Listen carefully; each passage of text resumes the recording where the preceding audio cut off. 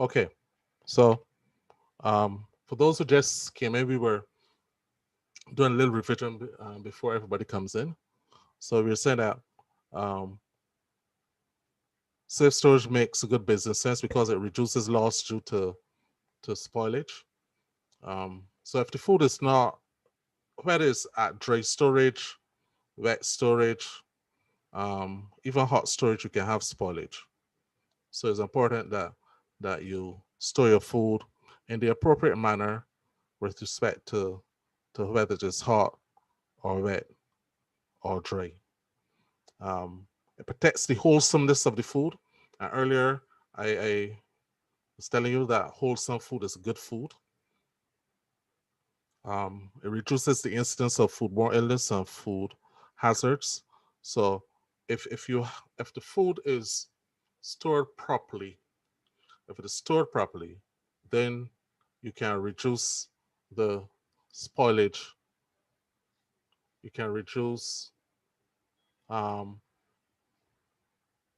biological hazards. You can reduce um, physical hazards. You can reduce um, chemical hazards. All right. Um, we say upholds legal and ethical guidelines. So when it comes to the law can dictate to you know to the fact that you must store your food properly. We said it must be 6 inches off the floor, 6 inches away from the wall. The room must be cool. It must be clean. It must be um, well ventilated. So the law definitely can dictate um, when it comes to storage practices. When we talk about ethical guidelines, you're looking at best practice. What is acceptable in a particular locality? Obviously, what happens in China is sometimes very different to Good what afternoon, happens sir. here in Barbados. Yeah. Good afternoon. Yeah. Okay. So what happens in China and even in England can also be different to what is happening in Barbados with respect to food. I mean, it enhances job satisfaction. It um, ensures greater customer satisfaction. Okay, so let's look at when we're looking at ensuring safe storage of products. We're looking at time and temperature control. You've always heard me talk about time and temperature. I always tell you that two of the most important factors when it comes to food safety will be time and temperature. We talk about contamination and cross contamination. When we talk about contamination, we're talking about anything that can threaten the wholesomeness of food. And when we talk about cross contamination, your brain organisms from one one area over to another area. We also talk about first in, first out, FIFO. All right, that's also important. Um, then we look at the various um, standards with respect to dry storage and wet storage and hot storage. We'll be talking about dry storage. You're looking at dry products and liquids. Normally, it is ideal to have them at room temperature, but if you can have them in an air conditioned room, a room where you have slightly um, varying temperatures lower than 82 degrees Fahrenheit and 28 degrees Celsius, that will help a lot with respect to dry products. Then you have your wet products, wet or chilled products or frozen products. Um, there are a number of things that you have to do. Then it comes to cook food, especially the potentially hazardous foods. You're looking at um, temperatures of over 140 degrees Fahrenheit. All right. So you can have contamination by storage. All right. Um, so we would have talked about contamination and cross contamination. Um, you can have cross contamination can can can happen at any time, which can allow any hazard from one food to enter another food. All right. And we look at the guidelines with respect to the health services regulations. All right. So we say that all your storage areas must be kept clean and well lit and well ventilated. We would have articulated what we mean by well lit, what we mean by well ventilated, so as to make sure that the the organisms and insects that might have been on the particular food do not have the right conditions to multiply. We talk about storage, the first in, first out storage. And whenever there's a spillage, it should be clean. And there must be no direct communication between the storage area and the toilet facilities. You should always have a door to um, block out the toilet facilities. Then we look at the criteria for dry storage. It said it should be dry, well lit, cool, clean, tidy, well ventilated. Everybody got this right? Everybody has this note? Yes, sir. Okay. All right. Um,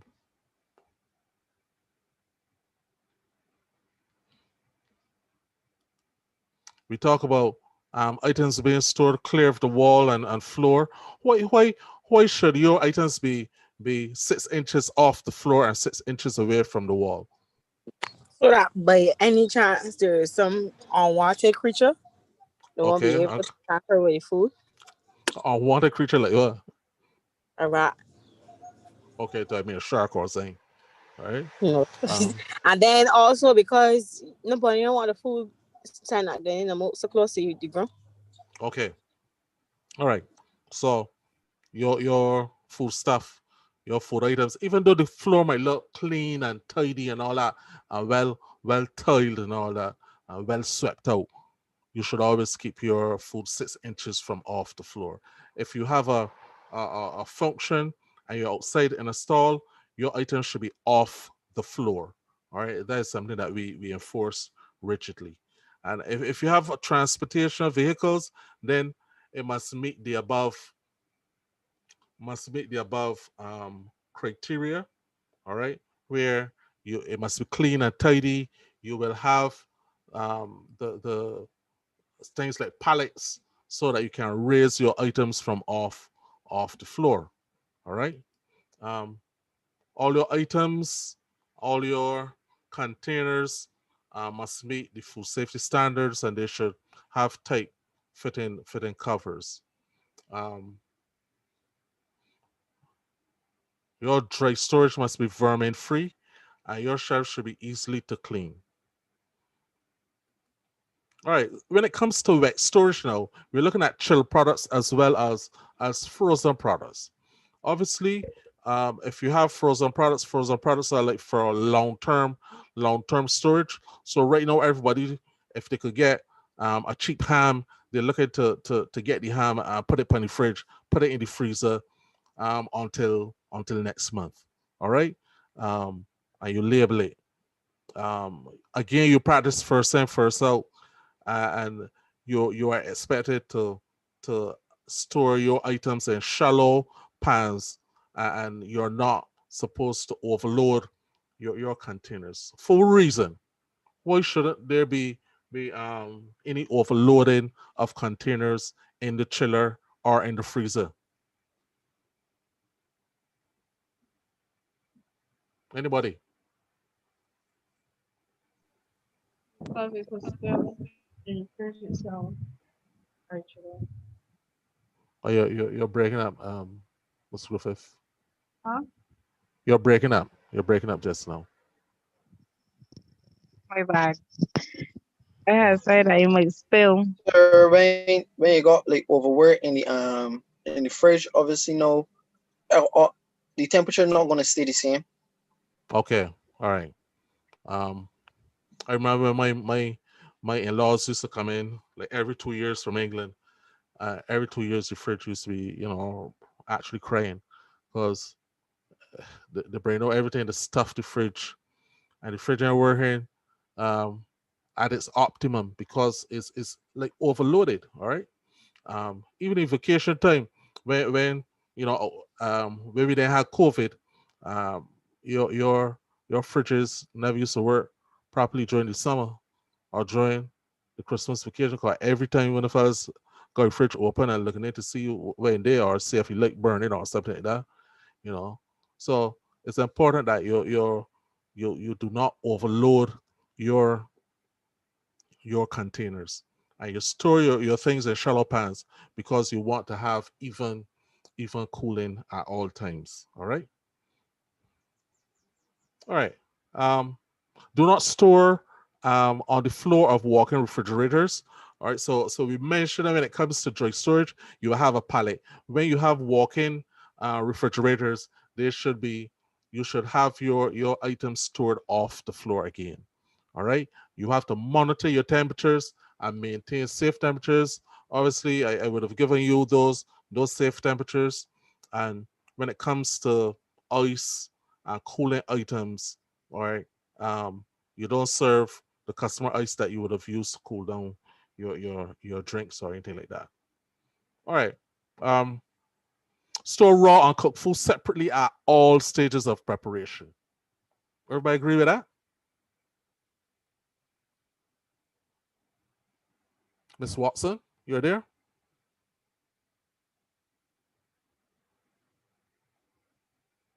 Yes, sir. Okay. So I'm asking you if you agree that you should store raw and cooked food separately at all stages of preparation. Of course. Okay. Why? To prevent contamination. Okay, that is a good answer. To prevent cross contamination. All right. And you identify the danger zone temperature limits. How about you, Shania Gibbs? What was the danger zone temperature limits?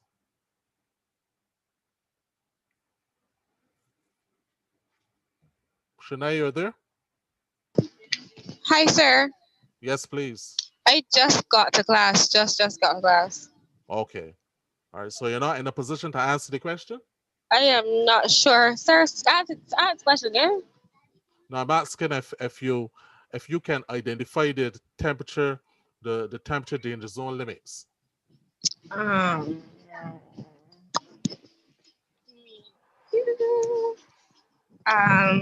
not too sure, sir. You're not too sure? Mm-mm. All right, anybody can help her? Oh, sir, 40, 40, the 40 degree. danger zone is not between 40. Right. 40 to 140 to okay. 140. Yeah. That's degrees Celsius or degrees Fahrenheit? Fahrenheit. Yeah. Anybody can And tell me? then 4.4 degrees Celsius to 60 degrees Celsius. Okay. All right. Mhm. All right. So you all of you know what is the temperature danger zone. Anybody knows how to calibrate a thermometer? When I talk about calibrating the thermometer, what am I talking about?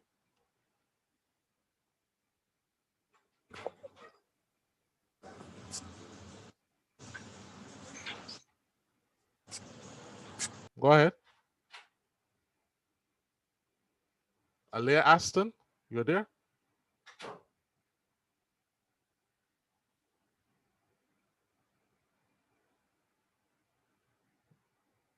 Alea?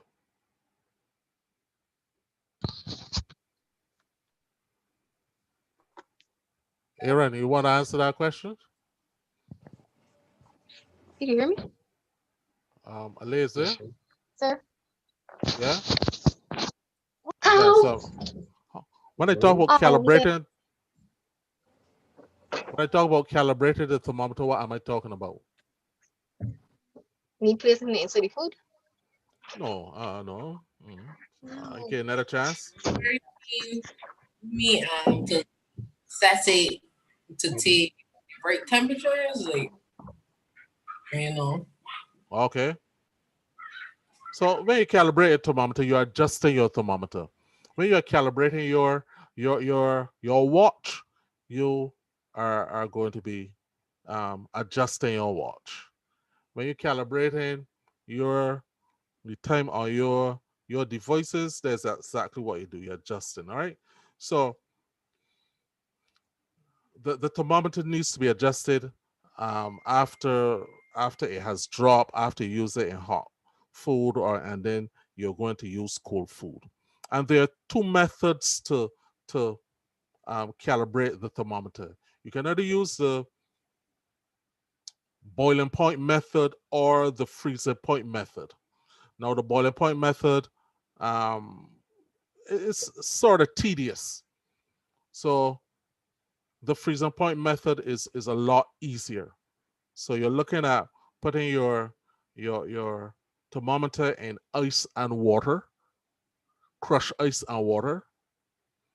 When I put it in crushed ice and water, what temperature will I get, Brianna?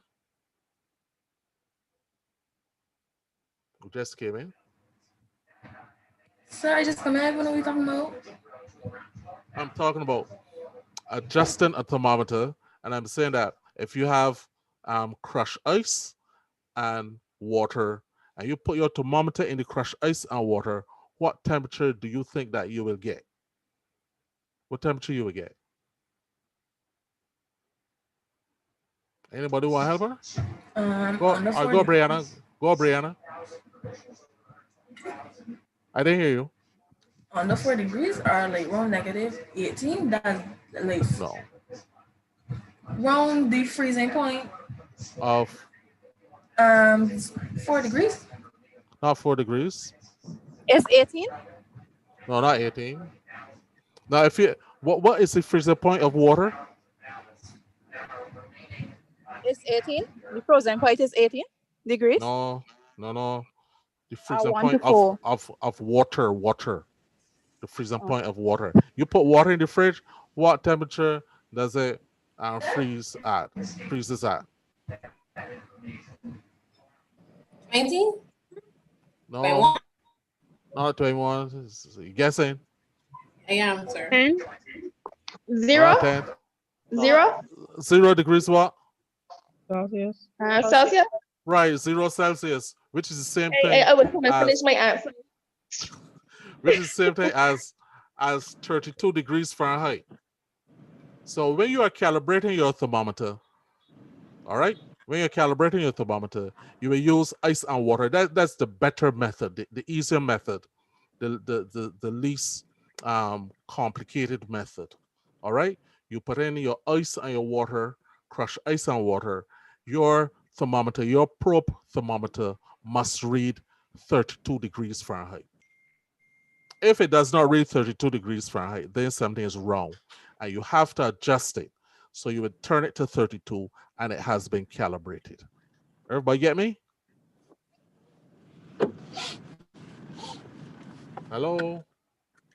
Yes, sir. Okay. So this has implications for, but nowadays, they give the guard, every guard, they give a guard the opportunity to take a temperature. You think guards know about taking temperatures? No, they just know that if the machine turn red, you talk. Yeah, hot. So you can't come inside. Mm. No. All right. A fella tapped mine. I did 32 one time. And that time I was in care and Garrett tapped my temperature. It was 47. So, I range between 32 and 47.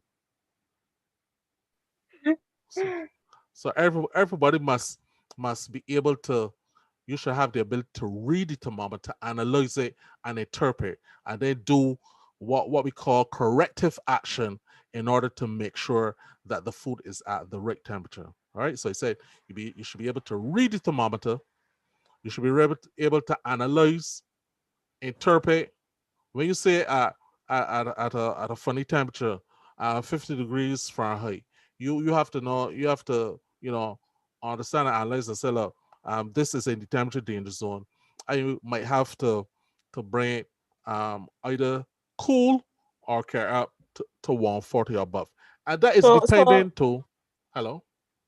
so what's the what for us knowing COVID, what's the actual temperature that if it is that you too hot? What's the actual temperature? I think it's 30, 36.7, eh? It's over 37. Over 37. Well, okay. Okay. Once you over So, 37. all right. So if I had 47, that mean that I dead or something like that. But I I had roasted 37 point saying. 37 point something. All right. But Yeah, I and I that still get it. Up to but I this that have morning, 37.1. 47. Okay. up to this morning, I was more than 37, and I get in That school. but you see what's happening. You have to the girl must have at least two thermometers there. So She only what got can one. happen? Shorty got one. I know that. All right. And she taking as students coming, she take temperature what all the time. What will happen is that it will malfunction. So you need at least two. All right. Tristan is get hot temperature all the time. That machine don't Right. like me. Must have got Rona. Hey, uh, hey, don't call that here. all right. Now, when it comes to um HACCP, being HACCP compliant now, you have to document all of your instruments. All right. You have to document all your instruments, and that you have to make sure that you write down the right readings so that you can have an accurate assessment when there is an audit. All right. Hold on a minute. This off me, please. I need to charge one of my devices. Just hold on, please.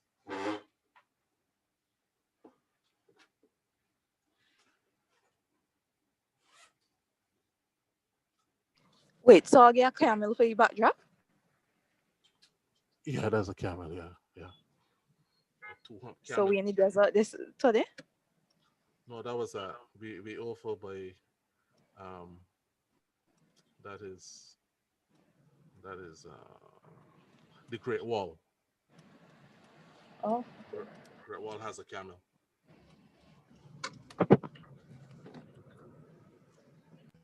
So we're back in China again, okay? You really like China boys because then give that dog to eat. I didn't and I didn't eat it. You eat chicken? Was what um, you think was chicken? Was dog you eat? it's dog. Or probably cat. All right. I know I had they gave me dog, all right? They sent raw vacuum pack portion of dog For true? in a bag. Yeah, yeah. And you I eat it? no, it wasn't for eating. No, but I tell you that in China they consume those animals. It's not a secret. It's not a It's not secret at all. secret and you go and eat it. No, no, no, no. Thank you. All What right. you want? So you eat the dog. Probably eat cat too. All right. All right. So far for storage of foods. All right. So we beginning from where we left off last week. Now it's important to store your food properly. It's also important to store the the equipment, the food handling equipment properly. All right. So we have things like transport trolleys and racks and trays and flatware and tableware and single service items. Um, Single service items would be things like the or years ago we used the styrofoam plate. All right. The plastic spoon and the fork and the tissue. Those will be called single service items. They should be stored in a designated area according to the requirements for safe dry storage. In other words, the same requirement that you have for your food and store your food, especially the dry food, you should also have that requirement for the storage of your food handling equipment. So things like your hot holding equipment, your coolers, your spoons and forks, etc., your stainless steel items, all of them must be stored in the designated area for dry storage. So, you know, we often wonder where people keep their snow cone carrots, where they keep their hot dog carrots. Some people's got it under the tree. Some people's hide the hot dog carrots in the bush because where they live and where they work is fairly far and can't carry the hot dog carrot on the bus. So if you got a bush nearby, you park it in the bush. All right. If you got your snow cone carrot, you put it on your tree and tie the dog on it because you don't want nobody to thief the snow cone carrot. So a lot of wrong things happen. Um, uh, One of my colleagues saw fall down on the snow cone carrot already because it's stored on the tree, and the falls to be tree too. All right. So where your items, your food handling items are stored are of importance. All right. So when we talk about storage of glasses and cups, they must be upside down. They should pick up by the bases. Your hot dog carrots, your barbecue grills, your sternos, your chafing pans, insulated cabinets, and your cooler boxes should be stored properly. All right, not on the cellar. The dog and the cat will have access to the cellar at night along with your cooler box. All right. Um, yeah, okay. We have spoken to storage of food. We have talked about storage of.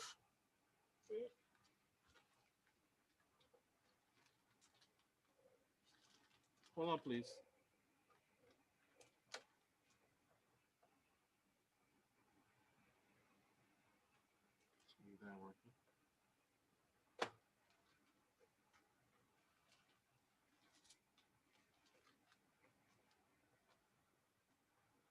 All right. Okay. We have talked about the storage of food. We talk about storage of the equipment.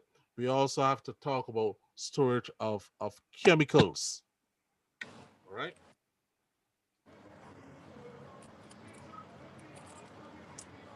All right. So we are told not to store chemicals with food or places where they can drip onto food. Do not store food containers. Do not use food containers to store chemicals. Do not use chemical containers to store food. All right. So those are um, good examples. I know that you might have certain experiences where people would have stored um, Bleaching bottles. right? You use our bottles to put in chemicals. I got the bottles all over the place. All right. Um, we put seven, all that sort of thing. Seven, uh, anything what we put it inside the sink. All right. I know of a case where um this lady had gramoxone on it the sink. I left a little boy to to um to deal with his brother.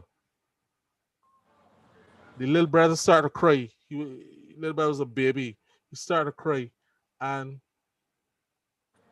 the little boy looked inside the cupboard and saw the grandma and poured in the baby bottle and fed it to his brother. All right, Oh, the right. little baby died. Little baby died, and he proceeded to drink some too. But he Gosh. was able to get to the hospital to to get his stomach pump off. All right. So when it comes to storage of chemicals, um, you have to be careful. You have to store those chemicals outside. Do not store them in bottles. Up to this week, um, one of my workers brought some chemicals that you use to kill mosquito. I was in a bottle and had on um, a cap on it. You know, some of these caps has got a plastic thing that you could just flick off. It had on one of them too. So I thought at first that the man had bring work coconut water. It was for killing mosquito. And whosoever give it to him did not label it, then put on poison on it or anything so. And the man just walked with it. I mean, give me, I had to go and put it, I had to give it to another officer and put it on the ground. Because if I had put it atop the table, somebody might think that she got coconut water there. All right. So those things might seem insignificant, but it's important that you store your chemicals in containers and label them. All right. So some people will go to Price Smart. You know, Price Smart got those big bottles with detergent, and then when the detergent gone, they wash them out and use it for drink. That is not the correct thing to do. Do not use food containers to store chemicals. Do not store chemicals with food or in places where they can drip on food. Do not use chemical containers to store food. Do not use food containers to store chemicals because you can confuse members of your family. Yes, you will know, but your family members might not know. All right. All right. So we've come to the Cause, end of. Hello. Yeah. Go ahead. well, I was saying because like some people is use the same bottles, the soap bottles for to Mm, store water. You know, like to if store water too. the Yeah. the pipe gone off. Of course. I know about that. You put going off since 2015. I got a tank. I got to buy water, so I know about storage of water. And people will use every container that is available to them. So what you said is absolutely correct. Uh, Anybody say anything right with that or wrong with it?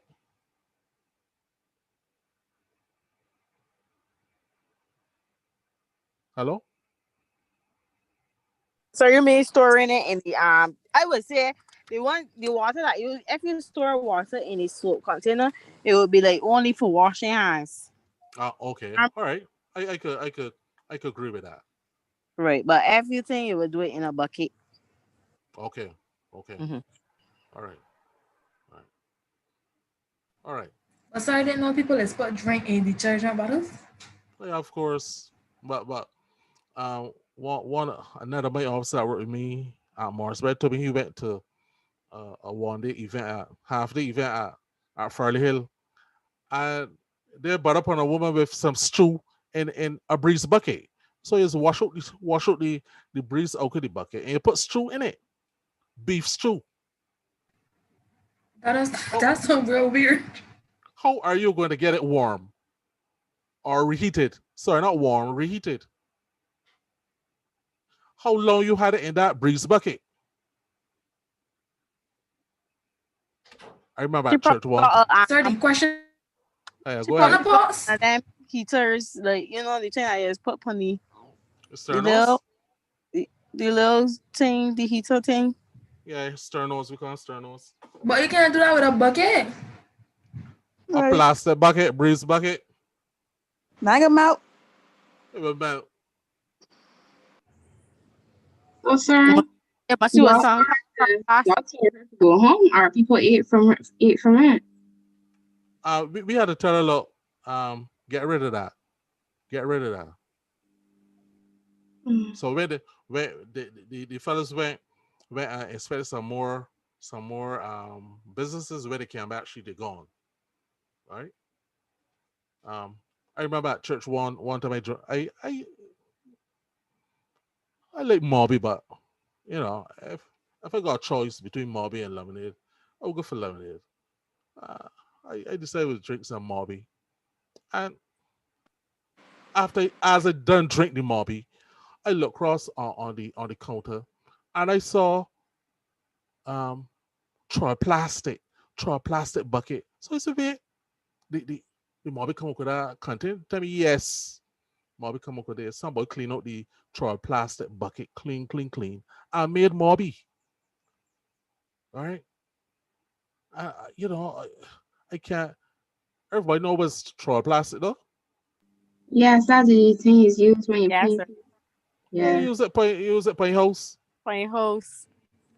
Hey, boy, clean up your bucket. Good, good, good, good. I meant mopping Nah, bucket. chop plastic is a different story though. I will risk the soap bucket than the chop plastic. Okay. All right. All too bad, but I will risk the soap The bucket breeze before first. chop Okay. plastic. Okay. All right. All right. So let us look at module 5. Module 5 is fairly short. I think I think I yeah, I'm going just give me a moment. I go into the next device.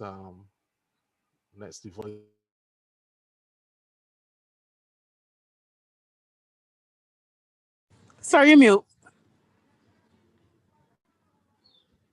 Yeah, sorry. I was telling that I going over to the next computer to do um module 5. Okay, cause just see some boy walking across there.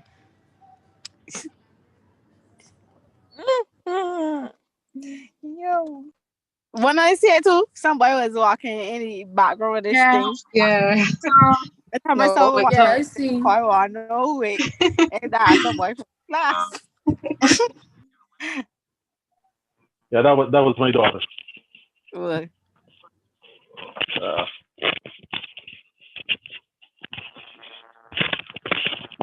all right, everybody can hear me good? Yes, sir. yeah, yeah. Okay. All right. All right, even though let's you share just my transfer partner. countries, you just I catch a didn't hear that. flight. You just catch a flick called your background, the two different backgrounds.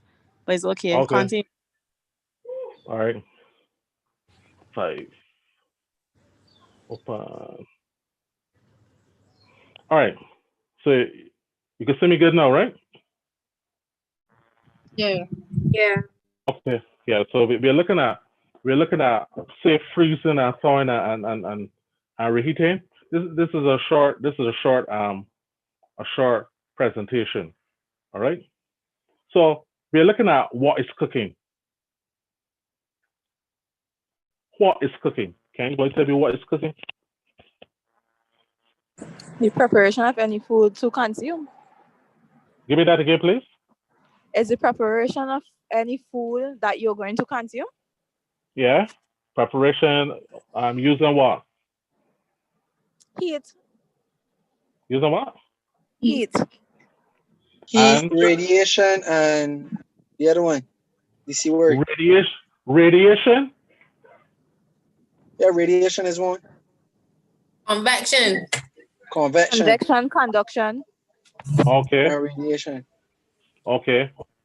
And I right. So you're applying a heat source for how long? Till it cook. For how long?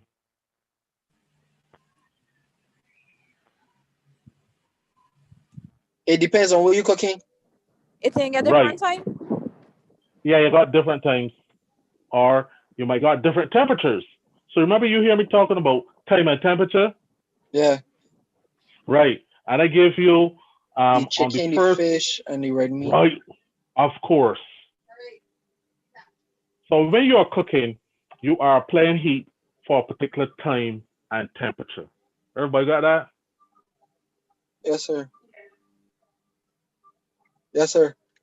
Whenever you are cooking, you are applying heat, and it might be substantial radiation, it might be convection, you might be using electricity, or whatever the case might be. But you're using you're doing it for a particular time. You're not cooking forever. You're not cooking for the whole week continuously. You are cooking for a particular time and temperature. And we talk about chicken. What's the cooking? What's the cooking standard for chicken? The cooking. Standard. What's the standard that we say that we use? You mean the Eh, temperature? Yeah, the temperature Oh, Is 165 for one 15 got seconds. 155. for 155. 15 seconds. one for 15 seconds, right? Time and temperature. When we look at that, fish is what? Fish is what? 145 for 15 145. seconds. Of course, and beef and pork 155 55. for Pork. 15 seconds. for 15 seconds. Yeah. That's what I'm talking about. So when we are cooking, we're looking at applying heat for a particular time and temperature. When it reaches the prescribed temperature, in the case of fish, it's 145. When it reaches 145, you hold it for extra 15 seconds. You have reduced in significance those biological hazards. All right. Actually, the bacteria. But when it comes to the toxins, there's a possibility that you might not have touched the toxins. Everybody get me? Yes, All sir. right. Okay. Now, tell me something. Which is safer, cooking or reheating? Cooking. Cooking. Yeah. Cooking, Cooking. cooking, Okay. cooking is safe. All right. Can anybody explain why reheating is unsafe? Because when you cook it, it dropping temperature and then you raising back the temperature again. Okay. So you're passing through So what? anytime of when the temperature drop, you're getting like say for instance rice. Uh-huh. You can't left rice out too long. Right. Okay. So in So the process of when it drop temperature and it reheat, you getting I can't remember what it's called it. okay. Yeah, you got the idea. All right. When you cook it, suppose you use rice. Let me use chicken. If you have chicken that has been frozen already, or even the fresh chicken, when you start the cooking process, you will start in the temperature danger zone. That's what I wanted you to mention. You will start in the temperature danger zone, and you will go up to 165 degrees Fahrenheit to cook that chicken. Then when you want to eat that chicken now, you will let it cool down. It will pass through the temperature danger zone again.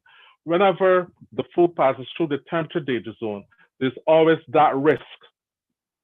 There's always that risk that the food might stay there for long periods of time, and that's the time when um, the, the the the bacteria can multiply at a prolific rate. So if you reheat that same chicken, well, you will eat the piece that would have been cooked. You put down the other piece for the next day. You come back, you reheat it. It passes through, that one will pass through the temperature danger zone again. It will cool down for you to eat it. That piece of chicken would have passed through the temperature danger zone for at least 4 times. At any one of those times, you could have had a delay. You could have had some sort of distraction, and you left the thing there for the bacteria to multiply. So when we are talking about reheating, it is much more dangerous more dangerous than cooking. So when you're cooking, you're using it one time. When you reheat, you're using it um, a second time. So we are also advised only to reheat once. Everybody get that? Yes, sir. Only reheat once. So basically, what you will do is that you will cook your food. You will parcel it out. You will cool it down, of course. You parcel it out in those small packages so that you can easily take them out Saturday and Sunday and reheat that portion and use it rather than digging down the pot, wait the pot um, cool down, and you could get the food that has been thawed out. Then to put it inside the frying pan or put it inside the oven or put it inside the microwave to reheat. It's important. You only reheat once. And to help you do that, you will put them out in portions. So if you buy 100 flying fish, you don't put all 100 in one bag.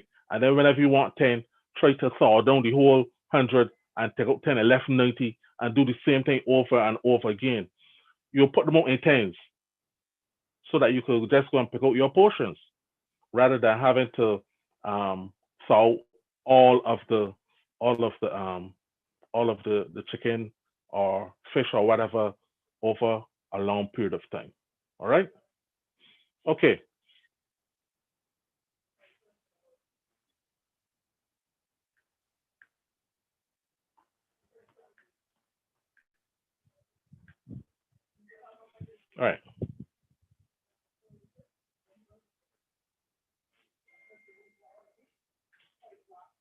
All right. So yeah, that's the point that we were making there.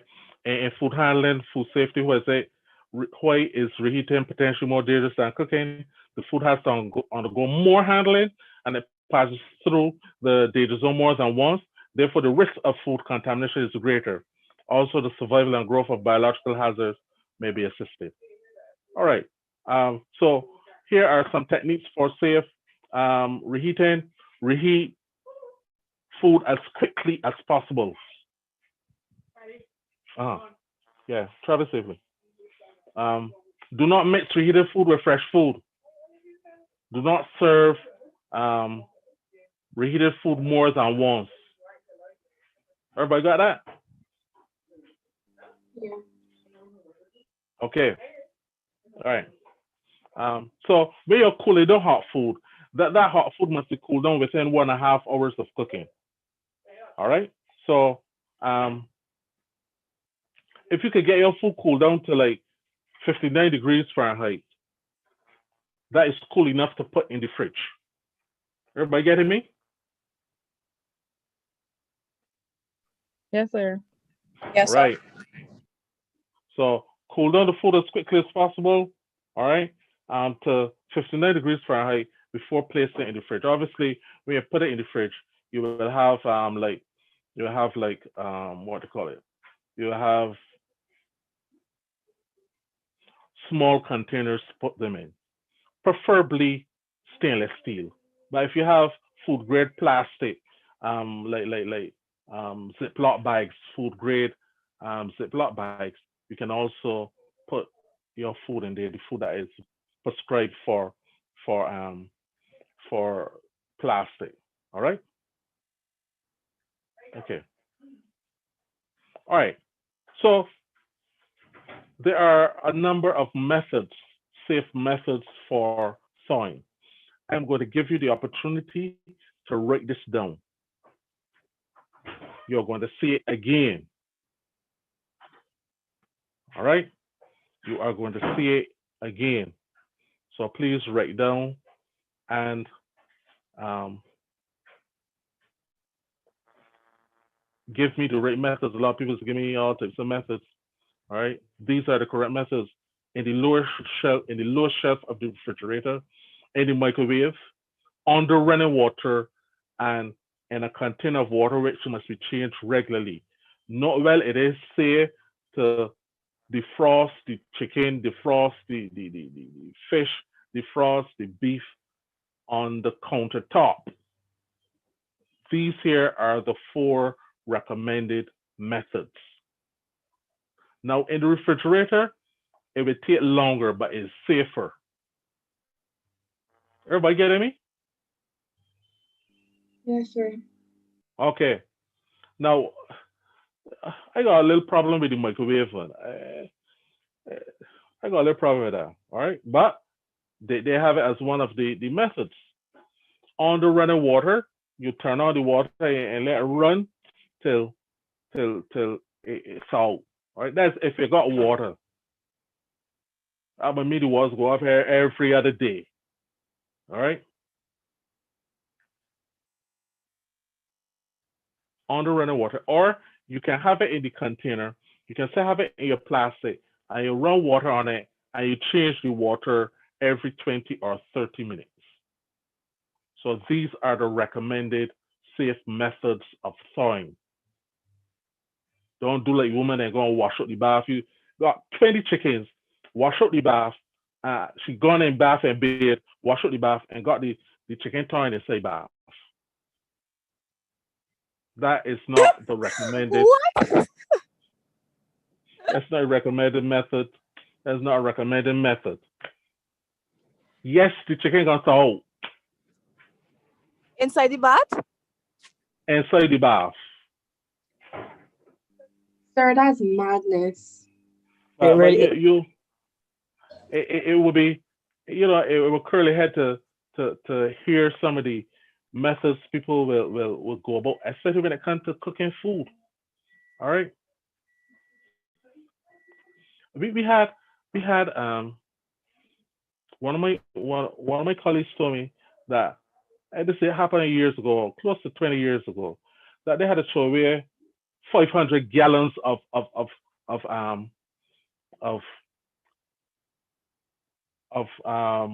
fruit juice that people make at home. When they tested the juice was positive for candida.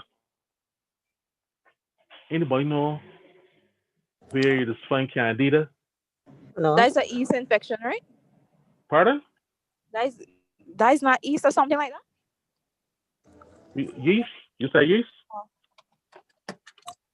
Yeah, it's found in the vaginal tract. right. Oof.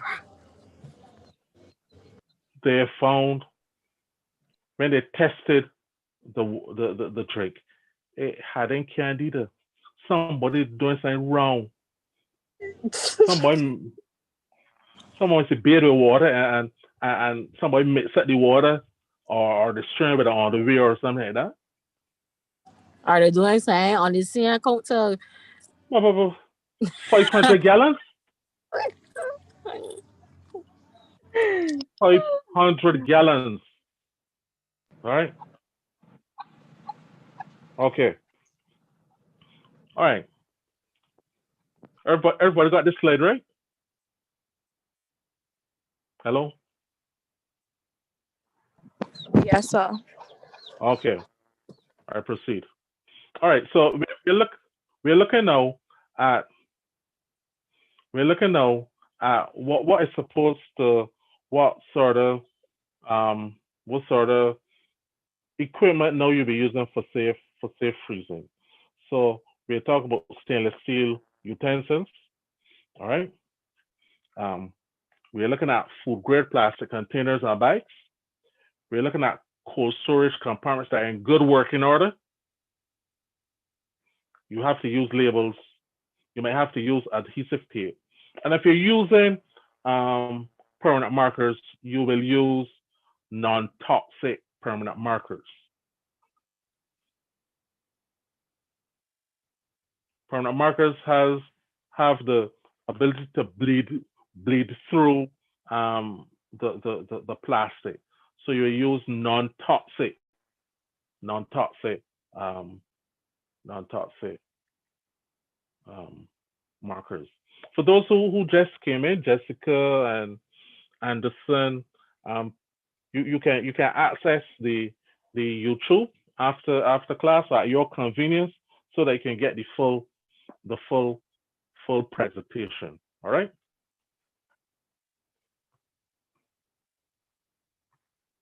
All right.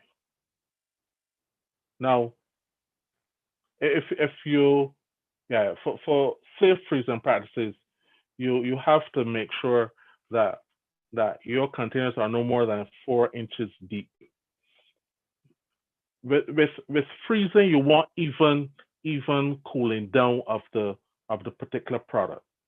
So if you have a deep pot in the freezer, then what will happen is it will not only take long, but the part that's at the bottom will freeze, the part at the sides will freeze, the part at the top will freeze. But in the middle, you will have you have some lag in time where it will take longer to freeze. But if you have a container that is 4 inches deep, all right, or less, you can have even or uniform cooling down and freezing. And that's what you want. You want to have the product cool down evenly. When it comes to freezing things like poultry and turkeys, you have to freeze the stuffing separately from the particular food, whether it's turkey or chicken. You have to bear in mind when you're dealing with when you're making stuffing, where you make stuffing off from, Biscuit. you're doing stuffing to put in turkey or chicken. All right. What do you make the stuffing from? Ferrin. You, pardon? Some people does use ferrin.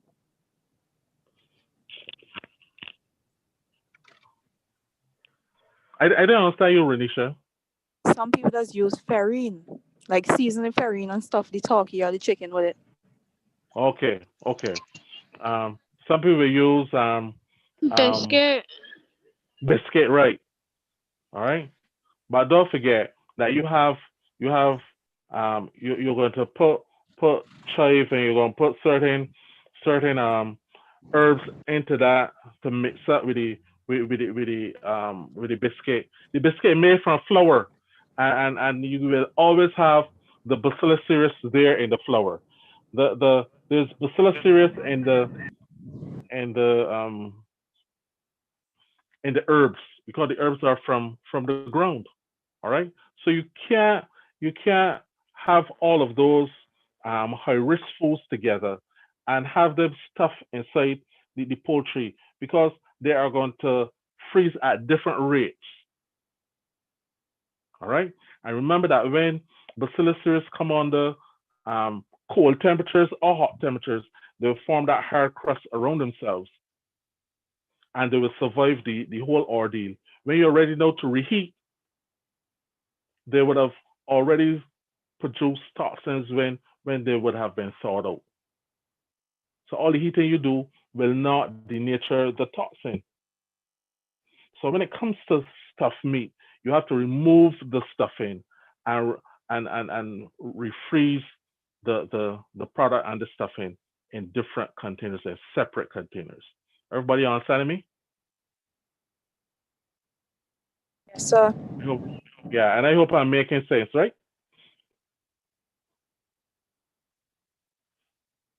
All right. So let's look at the last slide. Now, when we're looking at freezing practices, you have to label and date your containers. We often talk about first in, first out. All right. You have to store your food containers in a manner to prevent cool air to circulate and to keep the food safe. A lot of people will put foil on the shelves. Now the shelves are slated, all right, so as to so as to facilitate again uniform cooling down. Just like how the oven has a shelf, slated shelves too, where they make wire, and there are gaps in there. You can't put a cup in there, or a cup gonna fall down. All right. So they make there so that they're made like that, so that the heat can penetrate and come in contact with the containers that are in there. Same thing with the fridge. All right. Same thing with the fridge. They are there to facilitate uniform cooling. All right. You want the cool air to circulate and keep the food safe. And then you want to maintain those foods at a safe temperature, especially when you're talking about freezing practices. You're looking at minus 18 degrees Celsius or 0 degrees Fahrenheit. Welcome, sir. I don't get class. Okay, all right, welcome. You can access the YouTube, the stream, all right? Ryle live stream. You will get the whole Okay, sir. Thank you. presentation. Okay, you're welcome. All right. So we've come to the end of um we call it module 5, where um we look at safe freezing and heating and thawing. All right. Hold on a minute, please. Uh,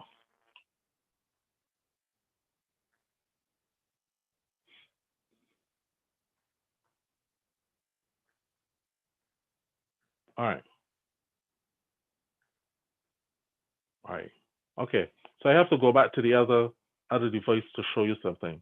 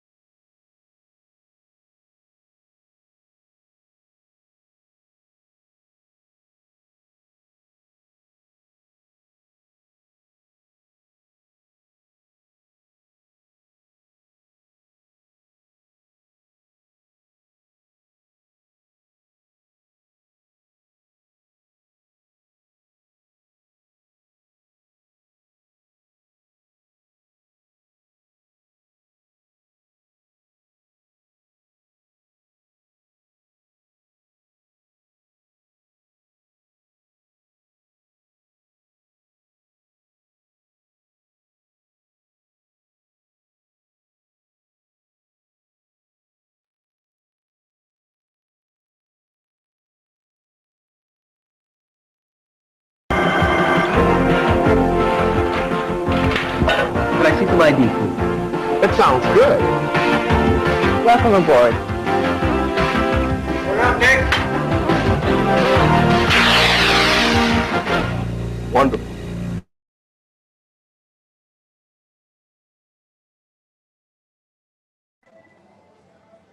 Just one of those days. Mm-mm.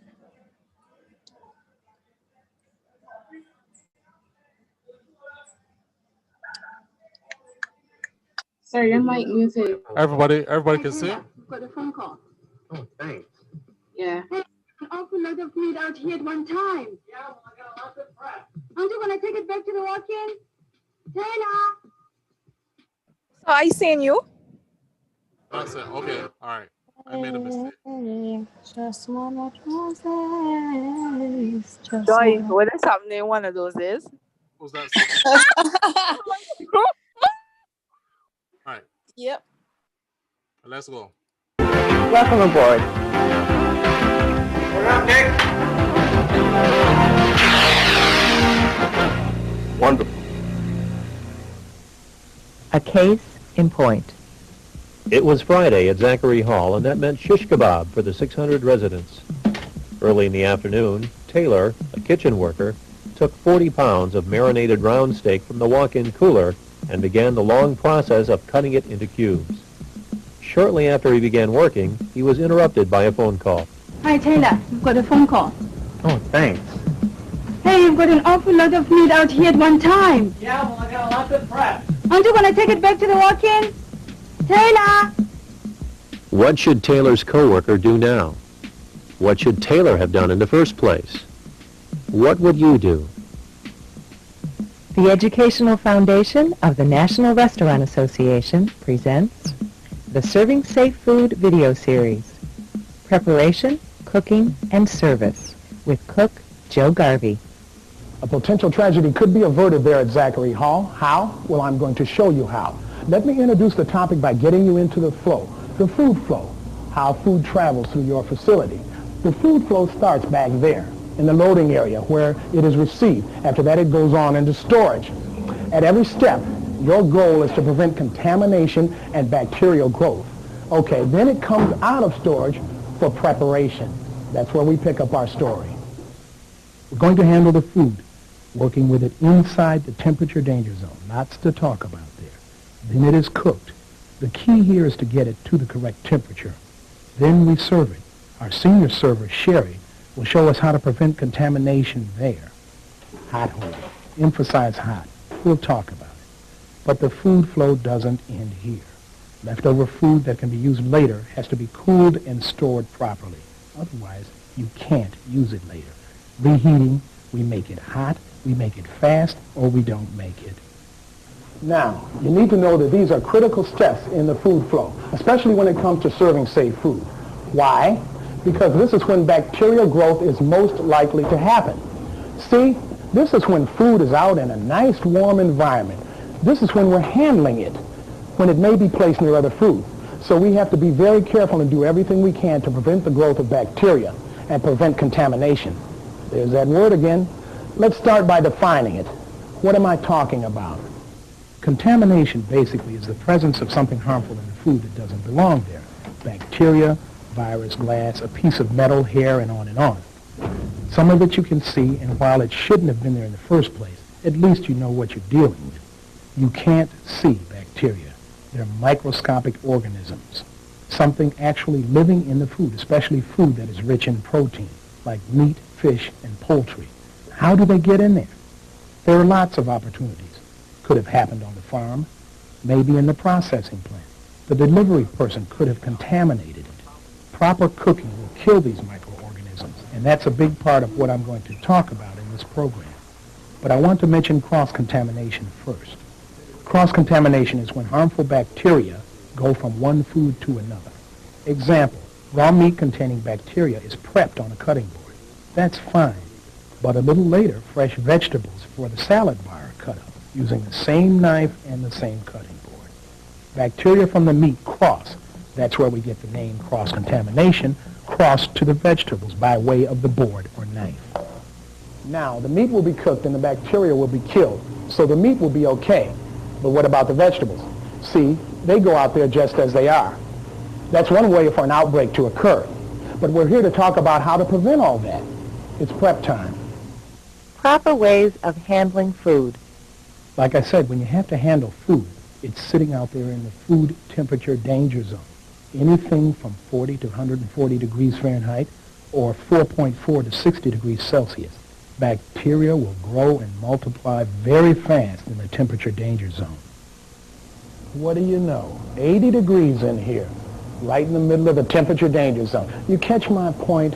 Bacteria love this kind of environment. They thrive in it. So we have to control the amount of time they spend in there. Here's how we do that.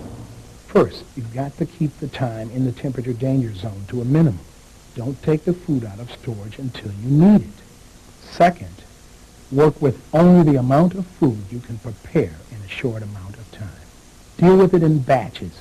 This is something we call batch cookery, breaking down a large job into smaller batches.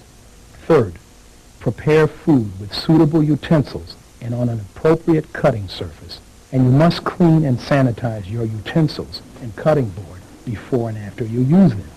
Fourth, thawing. If you thaw food in the refrigerator, sure, it will take longer to thaw than if you leave it out, but it will be safer for you and your customers. Never thaw food by leaving it on the counter.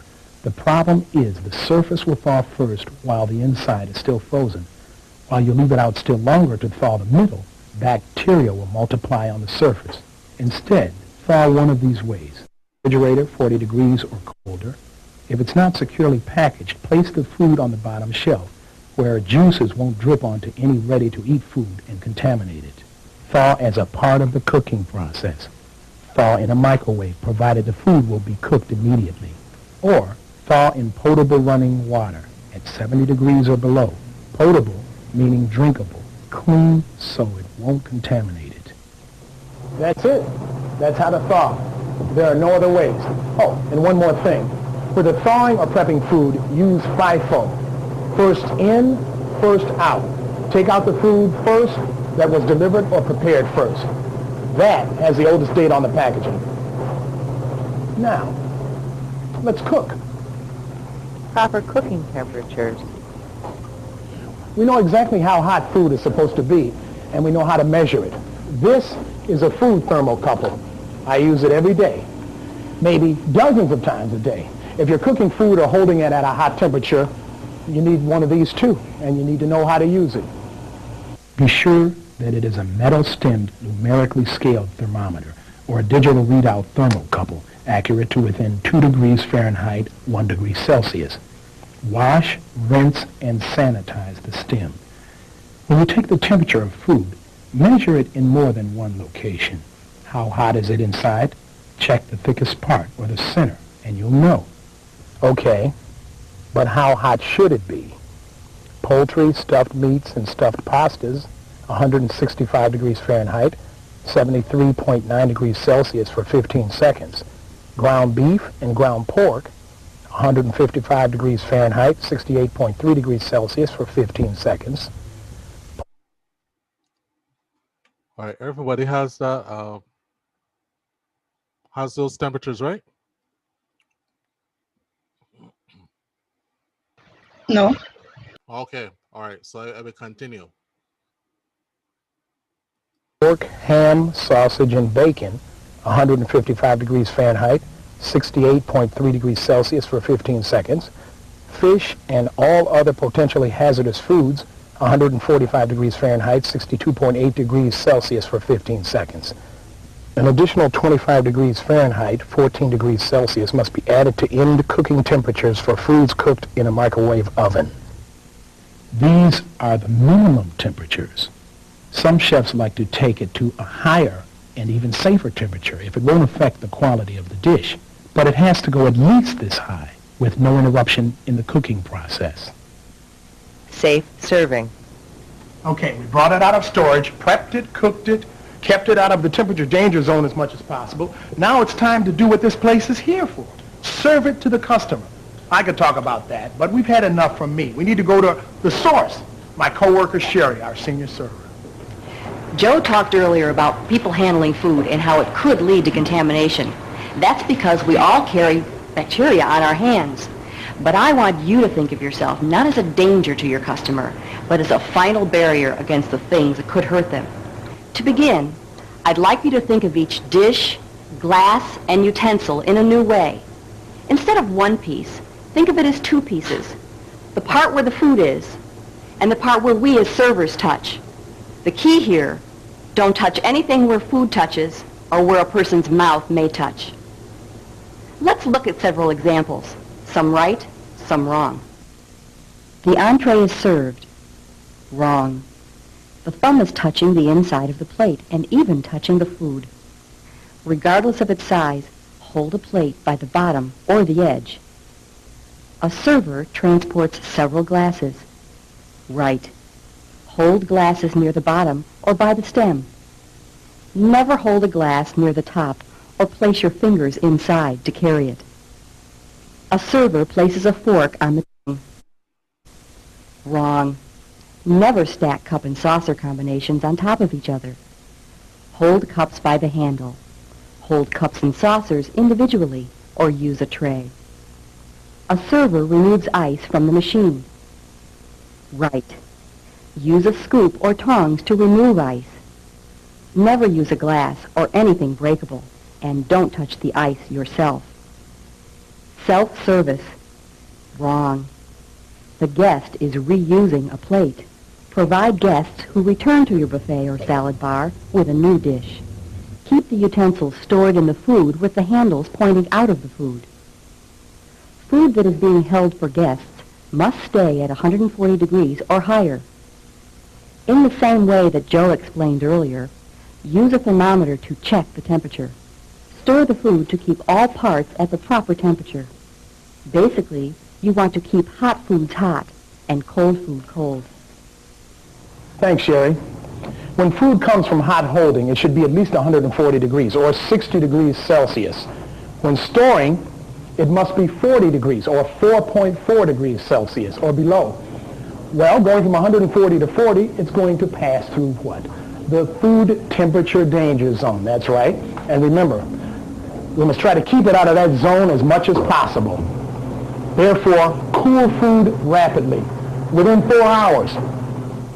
For heavy, thick food like chili, use shallow pans with a product depth of 2 inches. Use a 3-inch food depth for more liquid food, such as chicken noodle soup. If you're cooling a large piece of food, such as a roast or ham, cut it into smaller pieces so it will cool faster. Use an ice water bath or a blast chiller. Use a thermometer to be sure the food is down to the proper temperature. Then, cover date and place them above raw food in the refrigerator. Quickly reheat the food to 165 degrees or higher. The food has to get up to that temperature within 2 hours. So never use holding equipment to reheat the food. Never mix raw food into cooked food or mix new food into old. And never reuse food more than once. In other words, no second chance for leftovers. If it's not eaten after being reheated, throw it out. All right? Those are the ground rules related to preparation, cooking, serving, and using leftovers. Remember, we have these rules for 2 reasons. To keep food out of the temperature danger zone and prevent food from becoming contaminated. If you keep that in mind, then everything we've talked about makes sense. And with that sense, you can see why we have a potential problem at Zachary Hall as we return to answer a case in point. The answer to a case in point.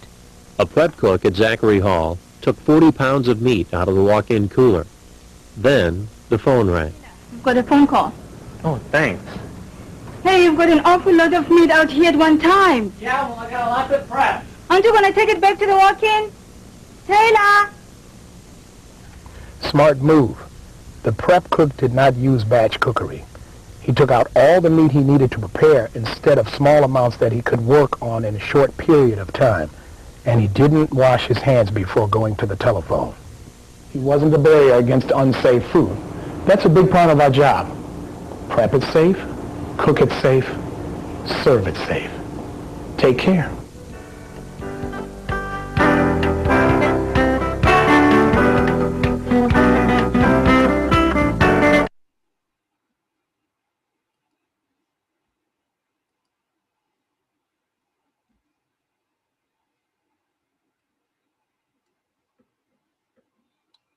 All right. Any discussion on that video?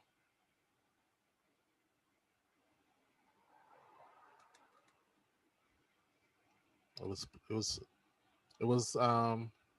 was playing. Kiana Hall. Kiana Hall is here. Yes, sir. It was playing to you. Okay. All right. So that particular video would have re-emphasized what I was saying with respect to safe reheating and thawing and freezing. All right. All right. So let us. That is the end of module 5. All right. We're going on to module 6. Remember, we got 9 modules and we only have 3 more weeks, right? Yeah. Got 9 modules, we got 3 more weeks. From now on, we can be looking at videos to teach you exactly what is going on. So I'm going to look at module 6, which is cleaning and sanitizing. We look at that right now. And remember that we would have, all the time we are looking at the risk factors, We look at personal hygiene. Personal hygiene is a risk factor. We look at purchasing and receiving. Purchasing and receiving is a risk factor. We look at safe storage. That is a risk factor. We look at refreezing and thawing and all that. That is also a risk factor. And now we're looking at cleaning and sanitizing. That is a risk factor. All right. So we have to look at, whenever we talk about food safety, we have to look at the risk factors, and all the presentations must include the risk factors. All right. All right. Let me share my screen again.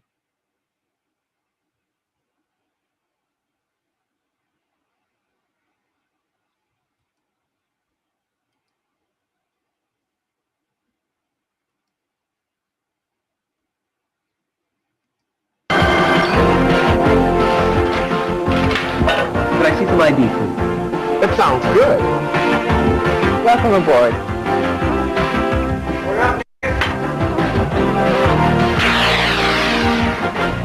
Wonderful.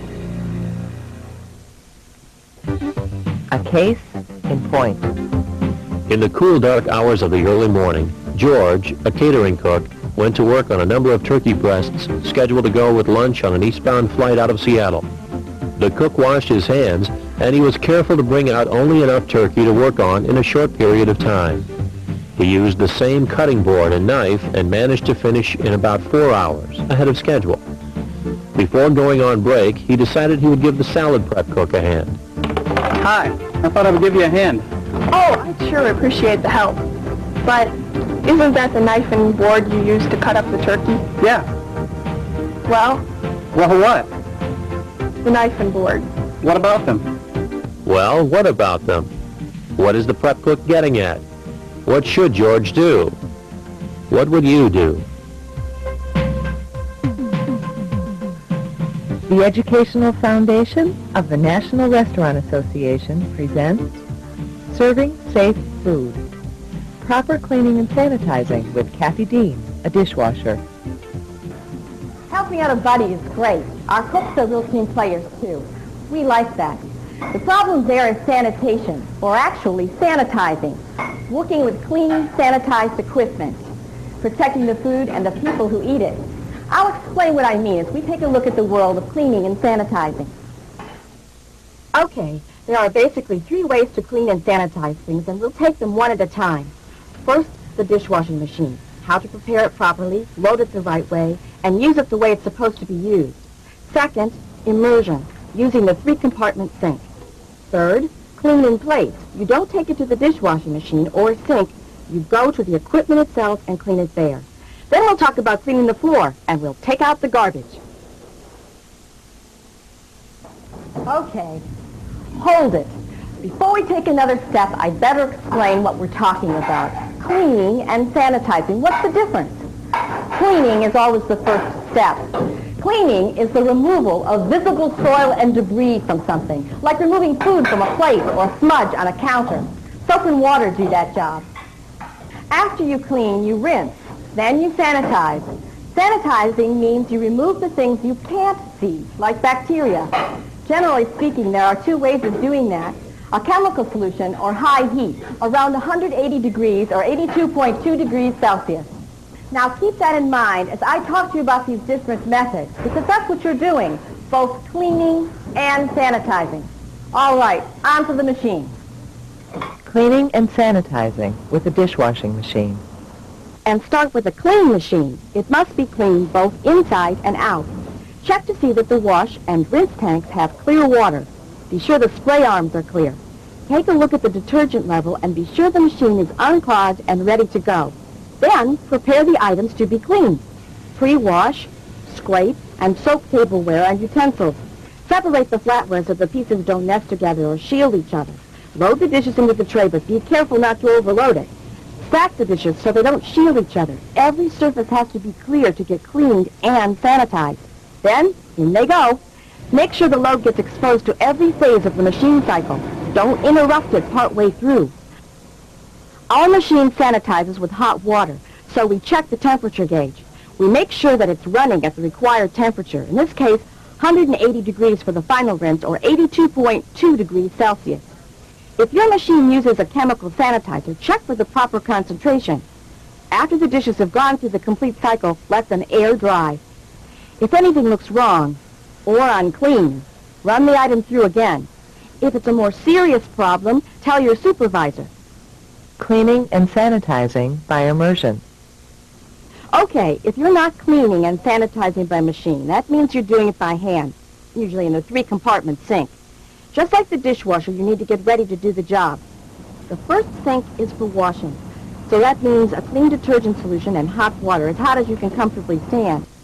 If you lose the suds or the water gets dirty, change it. The second sink is for completely rinsing the detergent. The detergent must be rinsed completely, or the sanitizer won't be effective in reducing bacteria to a safe level. Again, we're talking hot water for this sink, hot, clear water. The third compartment, that's the sanitizer. Just follow the manufacturer's instructions for mixing and testing it. Now, even though there are 3 compartments, think of the job in 5 steps. Scraping and pre-wash, that's the first step. Then washing, rinsing, sanitizing, and air drying. Let's take each... I want to write this down. All right? The process, the steps in cleaning and sanitizing. Number 1, you scrape and pre-wash. Number 2, you wash in the first sink. You rinse in the second sink. You sanitize in the third sink. And then you leave the item, the equipment, to air dry. Write this down, please.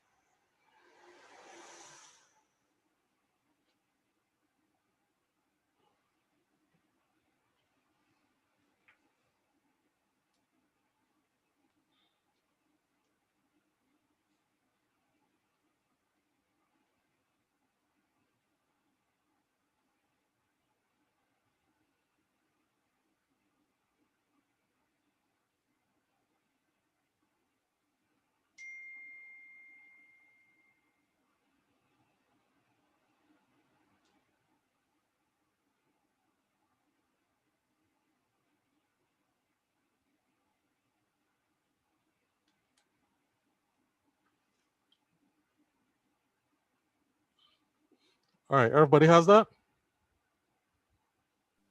Yes, sir. Okay. Yes, All sir. right. I proceed. Step 1 at a time. 1. Pre-wash or scrape just as you would if you were using the dishwasher. 2. Wash the item in the first sink. 3.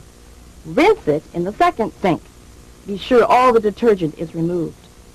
4. Sanitize the item in the third sink by leaving it completely immersed for as long as the manufacturer or your local sanitation code recommends. And 5.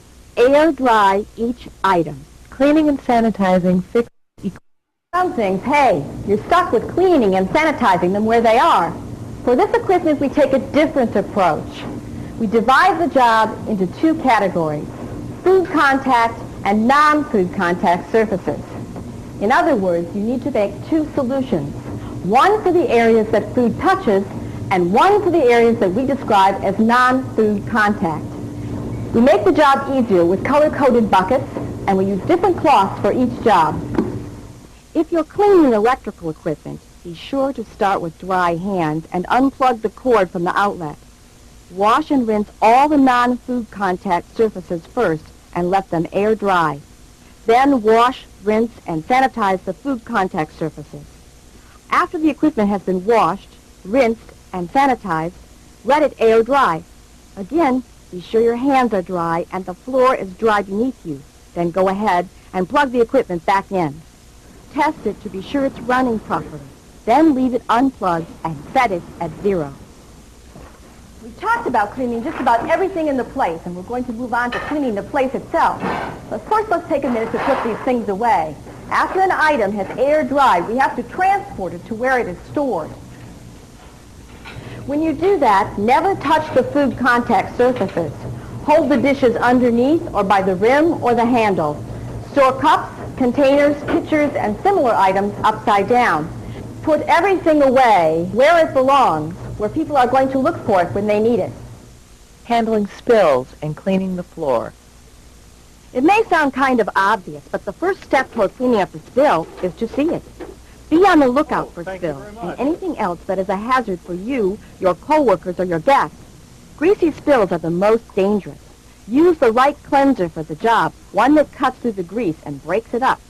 Follow up by mopping with hot water. If someone spills, clean it up right away. Whether it's a spill or the regular cleaning of the floor, secure the area with signs or cones or some other barrier. Do your regular cleaning when the area is not being used by your guests or coworkers. Disposing of garbage and waste. Garbage. The name says it all. Only the pests like it, and we don't want pests in here. So we've got to handle it correctly. Start with the right equipment. Use plastic or wet strength bags that will not leak. Store the garbage in these bags and keep the bags in leak-proof, watertight, rodent-proof containers. When it's time to take out the garbage, close the bag and secure it tightly. Take a look out the back door before you open it to be sure no one is hanging around. Have a coworker go with you or watch you when you take the bag to the dumpster. Be sure to reclose the lid after you place the garbage inside. And when you come back in, wash your hands. Clean the containers as often as necessary.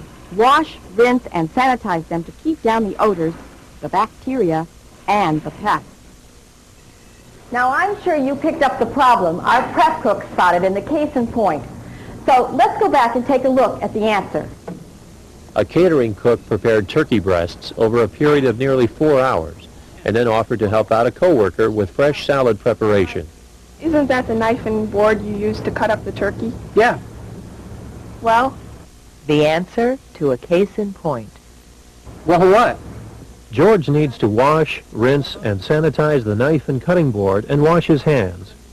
George's knife and cutting board were used for nearly 4 hours on a potentially hazardous food product, turkey. Then George wanted to use the same knife and board to cut up the fresh salad vegetables.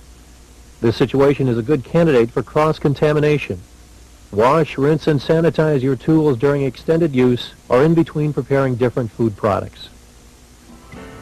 We're talking about the reputation of your establishment because, believe me, the public is very concerned about food safety, and you must be concerned about it too, concerned for your guests, your coworkers, and yourself. Take care.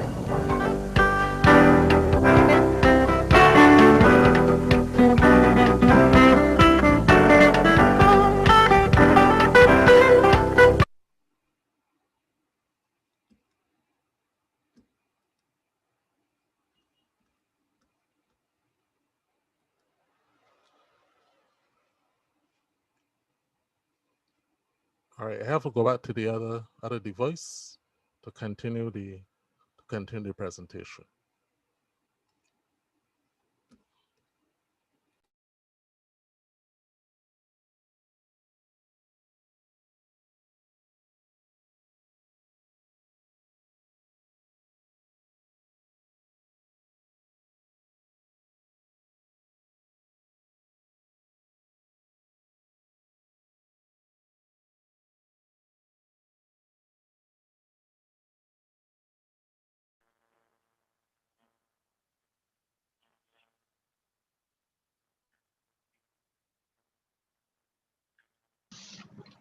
Sir, Yes, please. my computer cut out when you were doing the 5 steps. I didn't get them. Give me that again, please. The computer cut out when you were doing the 5 steps for cleaning and sanitizing. I didn't get them. You didn't get that? All right. All right, the first step is hold on a minute, please.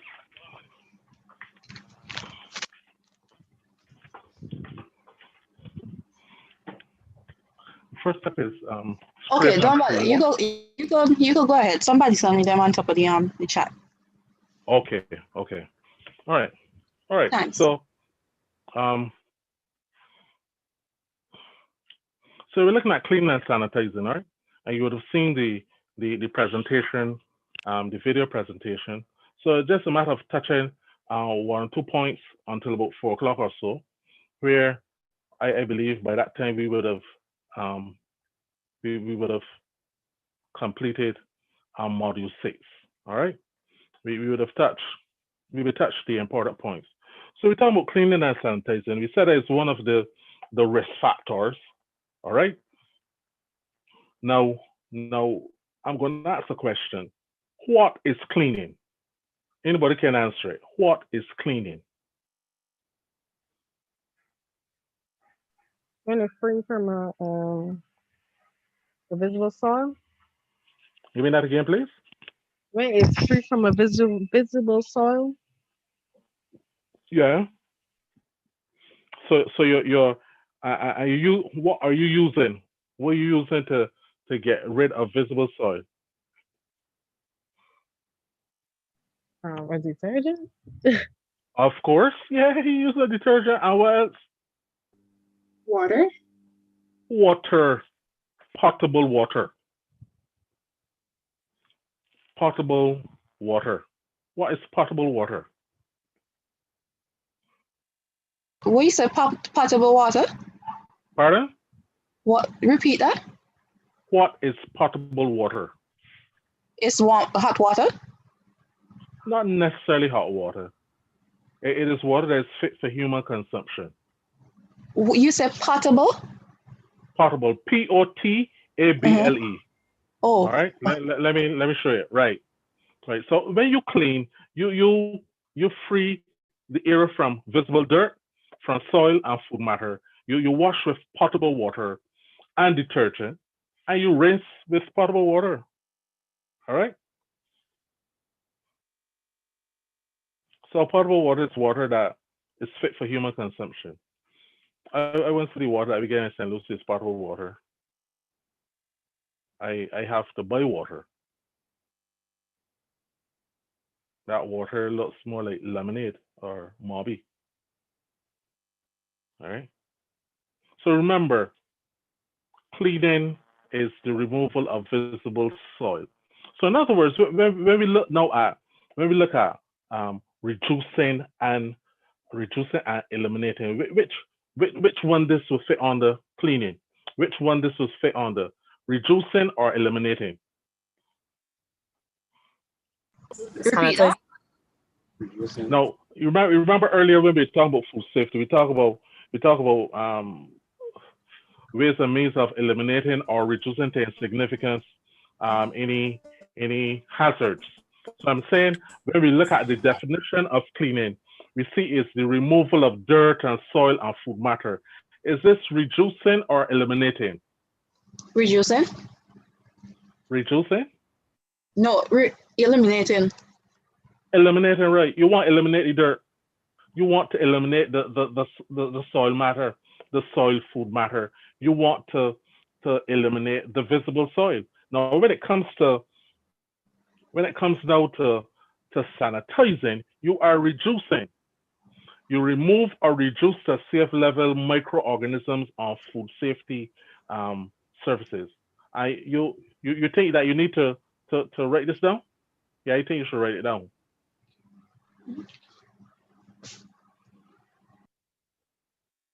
Write this down. When you are sanitizing, you are removing or reducing to safe levels microorganisms. Now, when you are disinfecting, you're doing the same thing. Now, are using disinfection comes when you're using now like when you're cleaning the floor, when you're want to reduce the amount of organisms from the floor. When you're sanitizing food contact surfaces. So you want to use Dizzy Clean and Pine Sol to wash dishes because you're going to have a strong deodorant there that will be imparted onto that the food will pick up, and you don't want that. All right. Yes, you are accomplishing the same objectives of reducing organisms, but the method the type of sanitizer you're using now would cause some problems. Everybody understand me? Yes, sir. Okay. All right. So to clean without sanitizing is no guarantee of safety.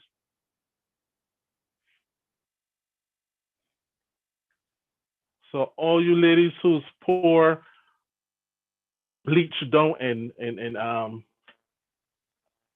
squeezy, that is not the right method. You're looking to kill somebody. You're looking to manufacture mustard gas. Mustard gas is the gas that the man in Syria used to kill the Kurd, kill the Kurds. He kill some minority person people out there. You're making mustard gas when you mix bleach with detergent. Do not mix chemicals. Do not mix chemicals. Let me say it one more time. Do not mix chemicals. All right. So when you clean the toilet, don't go and put pine sol and bop and beep and all types of things pour it down inside the toilet because you want the bowl to be pearly white. Whosoever going there to clean it afterwards are going to be dead if somebody don't pull them out. If you can use bleach, use bleach. If you can use whatever, just use one chemical. Now the toilet the toilet pit needs so much chemicals. Whenever so much chemicals go into the toilet pit, it will kill off the organisms that are there to deal with the sewage. So that is why you have serious problems in lakes folly. What will happen? People will put paint, oil, and all types of um, chemicals that will affect the bacteria at the site there in Lakes Folly. So the site at Lakes Folly they utilize what I call an aerobic orbit type of operation. All right, where they blow air into the into the um into the sewage sewage wells to help the bacteria to take care of of the sewage that come down. When you put in oil, you kill off the organisms, and that's why the places stink out. On the other hand, you don't need harpic and it's the one time girl tell you one time she about to bring home one of the big the big chlorine tablet that is put in pools and put it down inside the tank at home. Where then all the components inside the tank rust out. It's too much chlorine in there. You don't need so much chlorine in your toilet. You are going to cause your suck well now to malfunction. You don't have to call Jose and Jose to draw off every 3 months or so. Because those bacteria are supposed to take care of the sewage, all right? And you just have plain water remaining.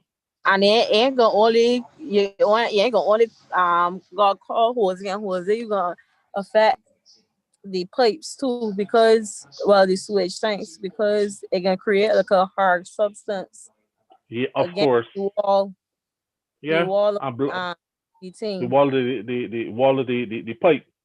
Yeah, it's create a substance like concrete. It starts to build up like concrete because I had to Okay. see when I was working at Water 32, we had to I was dealing with a project with sewage and stuff. So we had to deal with all the like do a lot of research and stuff. Mm.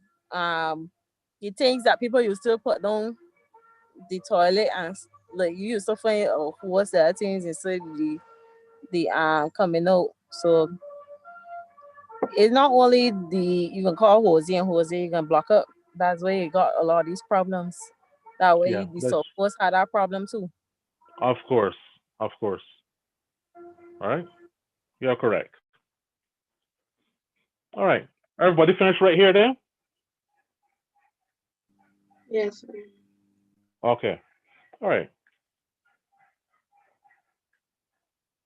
So um, just a few more points. Now, if you're going to be cleaning any if you're cleaning anything on your flesh now, you're going to use an antiseptic, right? An antiseptic is a substance used to prevent the growth of bacteria or mold on or in the human body. So for contact surfaces, you use a sanitizer. For your skin, you use an antiseptic. And for floors, you will use a disinfectant. All right. Remember that you can use your chemicals for wash, rinse, and sanitize. So you wash with water and the detergent. You rinse off the lather, and then you can use your bleach, 1 ounce per gallon, or you can use hot water up to 180 degrees Fahrenheit, and we have something called contact time. The plate or the whatever utensil will stay in there for 2 minutes. All right. You can also you can also use steam. All right. Steam steam will kill the bacteria, will denature the spores. All right.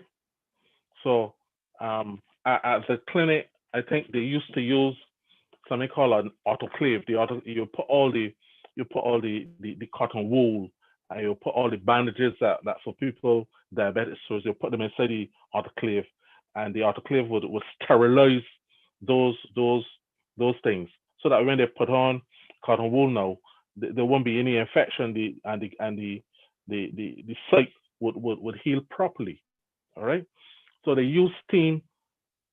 I think steam comes off water at 212 degrees Fahrenheit. So steam will kill bacteria.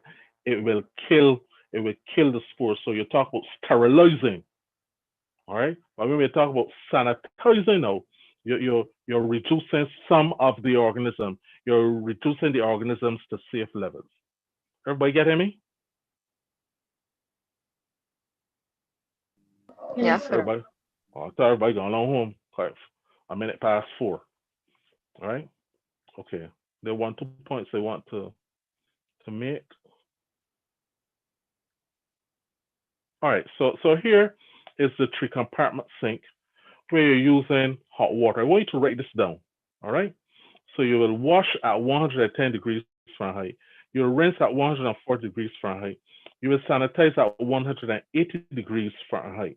All right. And then you will have you will air dry. You want to use the cloth to dry off the pot. You're drying the pot. You have enough pots in circulation that you can have some in circulation. You have some that have been just washed, and you have those that have been uh, just air dry, waiting for to be utilized.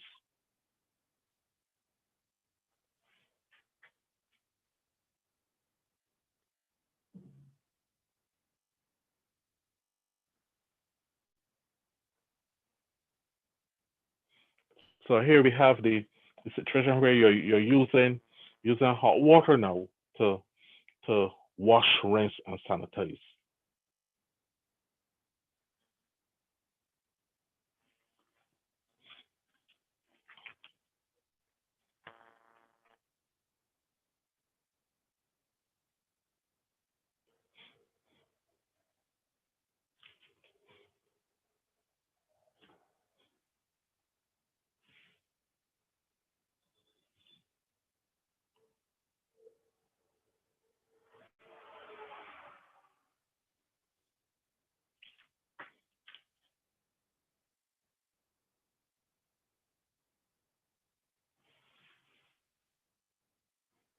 All right, everybody has that now?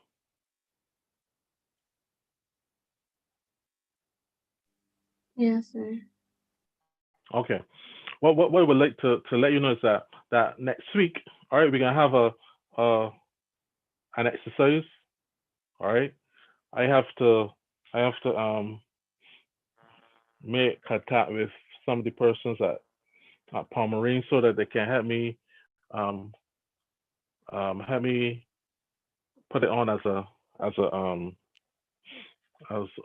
do you call it, as an online exam so that you can do it and possibly know your scores at the end of the exercise. All right, so there's one more exercise that we have to do before we go into final exam. So let everybody know that next week we're going to be doing um, by next week you should be doing an online examination. All right. If you have all of the presentations, I would like you to look up to read ahead with respect to vector control. Or we can do vector control next week. We also look at a little bit at what the law says, and then we try to get into an introduction to hazard analysis critical control point. So by the time we start hazard analysis critical control point, you should be able to be telling me what foods are associated with what organisms are associated with what foods. All right. Um, and you'll be telling me about diseases, and we'll be looking at critical control points. We're looking at any steps or procedures that we can implement in order to reduce or to eliminate the hazards. All right, so I want you to read ahead for vector control so that we can use some videos to to um, to teach that particular um, that particular presentation. All right. Sir, Yes, please. 2 questions. The time Mm, for the online exam, because remember everybody don't get home by a certain time. And okay. then the next thing is, what are the areas? Is everything that we got the exam gonna be based on everything, or is certain areas that we should focus on? I would like you to read up all the areas, but we wanted to place specific emphasis on the what do you call it, the risk factors. I want when we get to hazard analysis critical control point, we can be looking at the seven principles of a hazard system. I told you already that we're going to be looking closely at um, the time factor with respect to the factors that affect bacterial growth. All right, we can be looking at that. Um, what else? We can be looking at diseases and the foods that are associated with these organisms. We're looking at organisms and the foods that would be associated with those organisms. All right. So I can't give you anything that I have not taught. All right. But those are just about 3 or 4 areas that for heavy emphasis, but we will have to do, you have to, revise the whole 9 presentations. All right. And you have the videos to the live stream, the YouTube live stream to revise from. All right, sir. Okay. If we had face-to-face classes, I would have done 1 or 2 projects in the class where groups would get together and do a little group project for revision purposes. But we don't have any face-to-face That's sessions at cool. all. No, that's cool. That's cool. Okay. That's All right. Okay, so I would like to thank you all for making the opportunity to come out. We understand the circumstances, the difficult circumstances that you're operating under. All right, leaving school at 1, sometimes 1:30 to get home for 2 o'clock. That could be a very daunting task, but I'm still glad that those of you who, even though you came in late, you'll be able to catch up. Once you go on Red Rock live stream, you'll be able to access this presentation. All right, so thank you very much. Have a nice weekend. Stay safe. Thank you, and you too. You too, sir. You too, Okay. sir. All right, thank you. You're welcome.